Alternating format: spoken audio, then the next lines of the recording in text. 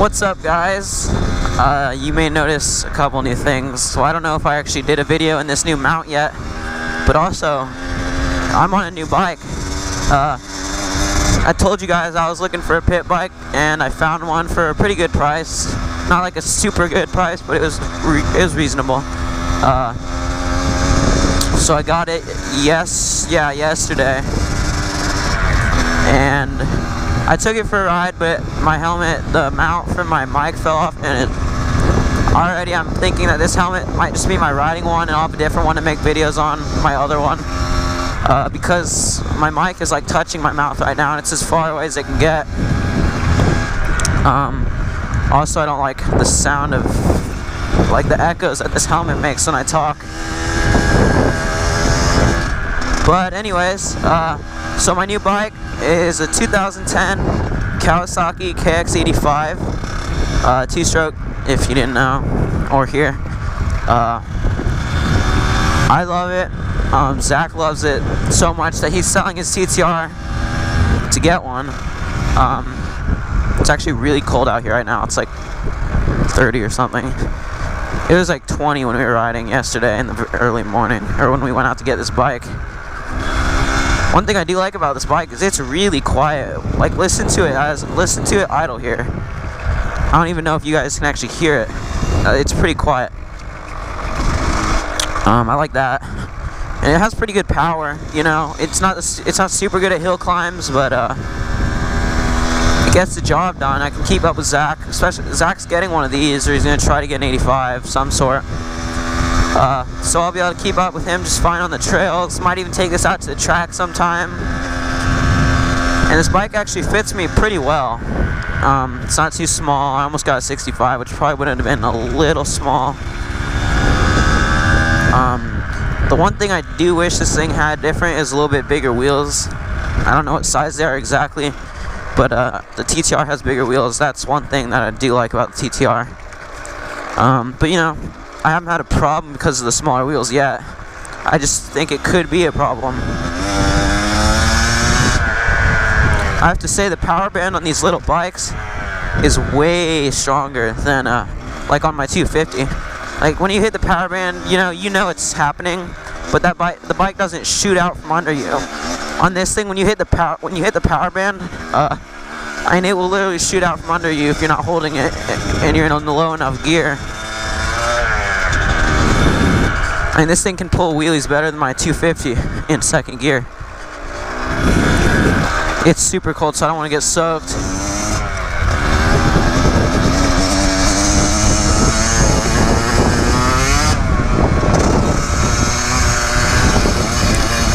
The suspension's a lot nicer too, especially for the trails.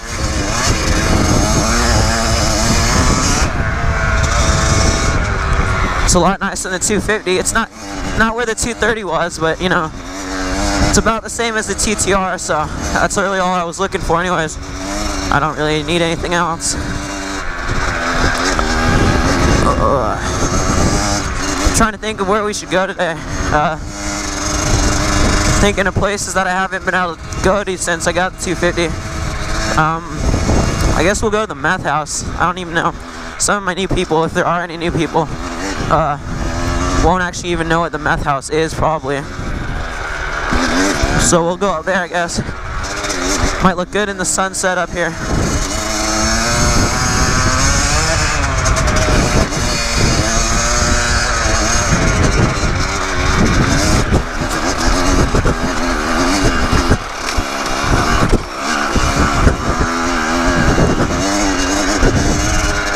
Much friendlier. Actually, I know where we can go. Let's go out to the lookout up here. Almost wheeled out from under me.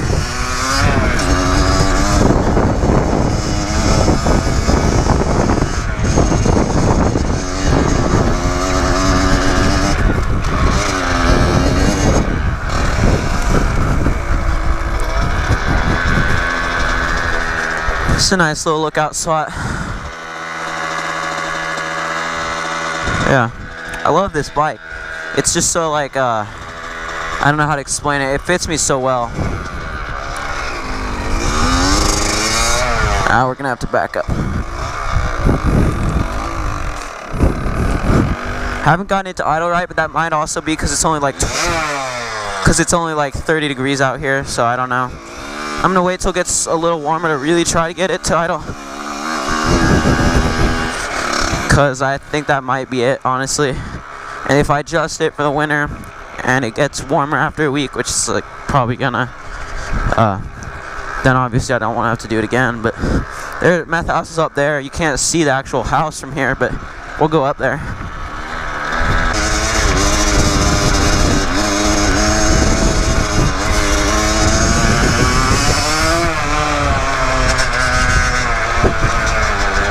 Another thing that you might also not believe is that this thing, what was I even gonna say?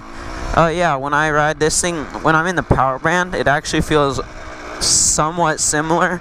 Like, it feels reasonably similar to my 250 actually, when it's in the power band, which is funny because it's an 85. I mean, it's not big board or anything, and it feels like a massive bike when you're not like big wise, but powerful.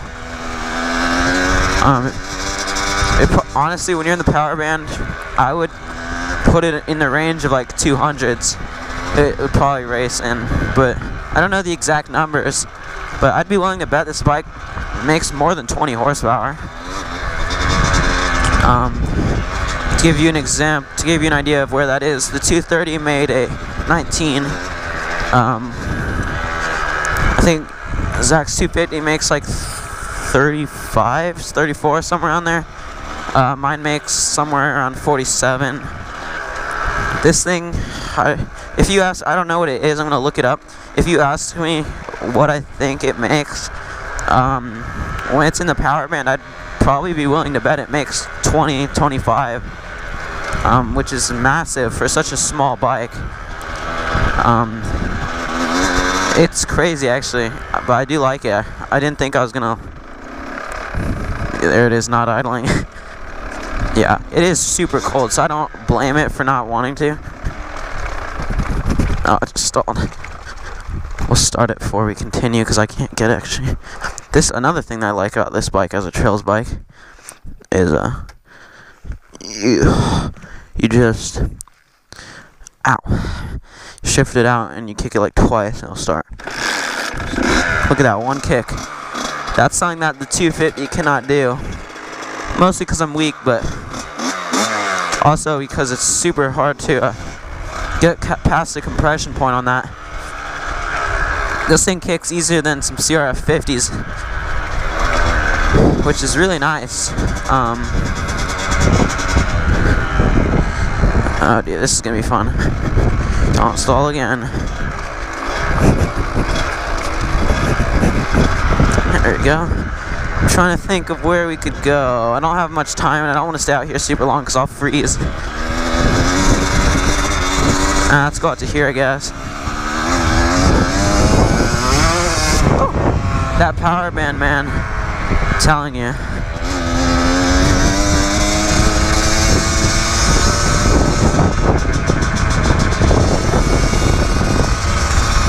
So I got family coming into town tomorrow night, so me and Zach are gonna ride all day tomorrow, like all day.